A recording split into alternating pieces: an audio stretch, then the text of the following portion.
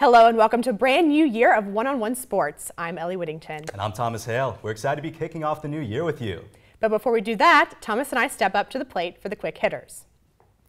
Kobe Bryant, 5-time NBA champ and 18-time All-Star, will be honored by his beloved LA Lakers with the retirement of both his numbers, number 8 and number 24.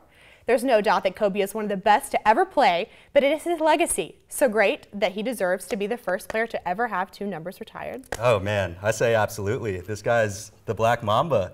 He's got 10 years with each number, so 20 years total in the NBA. He's got over 16,000 points with each number, which is ridiculous. I want to go back to something that you said about 10 years with each number. It's not only the years that surprise me, is that the number of championships, one number he has 3 championships, the other he has 2, and the one he has 2, he also won MVP with that. So literally, if you look at the statistics, of both number, they line up perfectly. Exactly, and they're pretty much better than most players that we're going to see coming out of the league anytime soon. Multiple championships, thousands of points, and I mean, this guy's just set so many precedents for the league. He had the 81-point game. We all know that.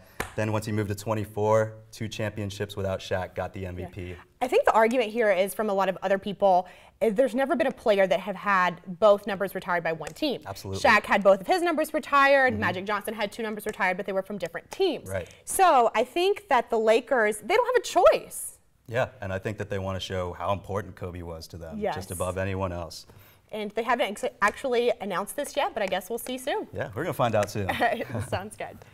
On Friday, the Red Sox and Yankees were both fined by the MLB for sign stealing. This comes after initial accusations that Boston was stealing signs using an Apple Watch, which was followed by New York stealing signs with the help of their Yes Network. Ellie, what do you think of this situation? You know, sign stealing is nothing new, definitely between these 2 teams who are obviously rivals and definitely fighting for the chase. I think that the issue with this is the technology. Absolutely. The whole Apple Watch, you know, you're using, that's to a whole nother level. Sign stealing is actually not illegal in Major League Baseball. There's no rule that says that you can't do that. Electronics though. And that's the thing is that the Apple Watch just came out. People are they like to fiddle with those new toys and they like to sneak around and see what they can do before they get caught. Luckily they got fast enough, and I'm just worried that hopefully in the future, people don't see this and start to try to find new ways to see What do you think about, the Yankees were accused of using the Yes Network, which is not an Apple Watch, this is a TV network that's for the Yankees. What do you think about that?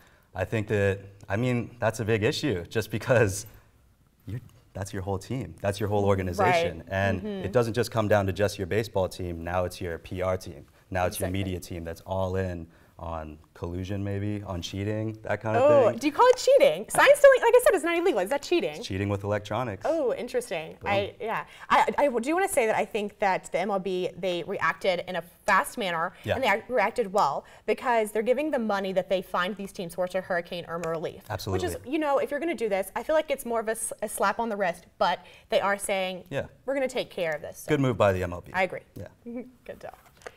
Are you an amateur goaltender? Do you want to be an emergency goaltender in the NHL? Well, now you can. On Thursday, the 2-time Stanley Cup champion LA Kings announced that they will be holding open tryouts on September 27th as they look to find emergency goaltenders for next season. So, Thomas, what do you think about this? Oh, I love it. You love it? Love it. Let me tell you about one of my favorite movies, Disney movies, called Invincible. Came out in 2006. All about Vince Papale, starring Mark Wahlberg, excuse me. Great choice for the guy. And he just comes out to tryouts. He's just a local Philly guy, and he makes the team. And I think that this is another situation where that could happen. Okay, Thomas, I don't want to dish you, but that's Hollywood. That's Hollywood. It's Hollywood. We're talking about a movie. But let's make our dreams come true. Let's make, yes. Let's make it happen. Okay. I agree to an extent. Like I love the movie choice, but I am going to say that I think we all want our lives like Hollywood sometimes, and that's not realistic. Absolutely. But I think that this is a great move for the LA Kings. You know, there are players in the NFL that have worked to try to get to pro level. There are players in NHL in every league, so why not? Like, and I look at it as like, you might find a diamond in the rough. You never know, just some local guy, and that boosts your brand as well. You've got local guys on your team, you're getting involved in your community and getting people who come out to the stadium and come out with the hockey team. I think you think our producers will send us to try out? Hey, I'll try. I can't skate, but I'll go try out. Man, I'll give it a shot. Just for fun. I'll give it my best shot. This past week, ESPN released their annual ranking of NBA players. The top 10 were fairly predictable, but the biggest shock was Knicks forward Carmelo Anthony being all the way down at number 64, a spot behind LA Lakers rookie Lonzo Ball. So, Ellie, what do you think of Melo's ranking, and where do you think he should be?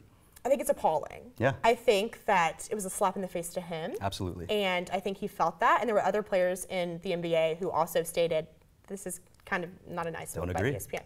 My biggest issue with him being behind Lonzo Ball is that he's not even played in the NBA. That's what I'm saying. How can you rank a guy over Carmelo Anthony, of all people, who is a seasoned veteran, and he came up in the class with D. Wade and Chris Bosh and LeBron. He's part of the banana boat. This is one of those star players, and he needs to be up in the top 30, You're saying I would even say top 25. I'm pushing it up. I mean, that's a big jump from 64. Yeah. But come on, give the guy a little bit of respect. I don't know where they got 64 from in the first place. Yeah. I want to know all the players ahead of him just so I can kind of be like, no. Right, I was looking at the list, right? and it seems like that, you know, most players got their respected number. I mean, you could argue both ways, but 64 for a seasoned veteran, like you said. And the season hasn't started. So I have a question for you. What do you think that these rankings actually mean? What do rankings mean in any sport?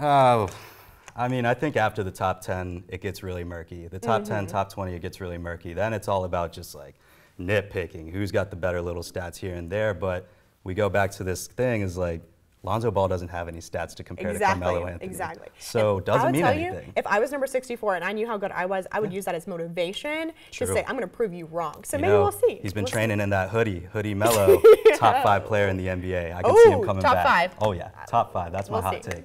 But that's all the time we have for the quick hitters. But don't go anywhere because I will be joined at the desk by our 2 MLB experts to discuss the wild card race coming up next.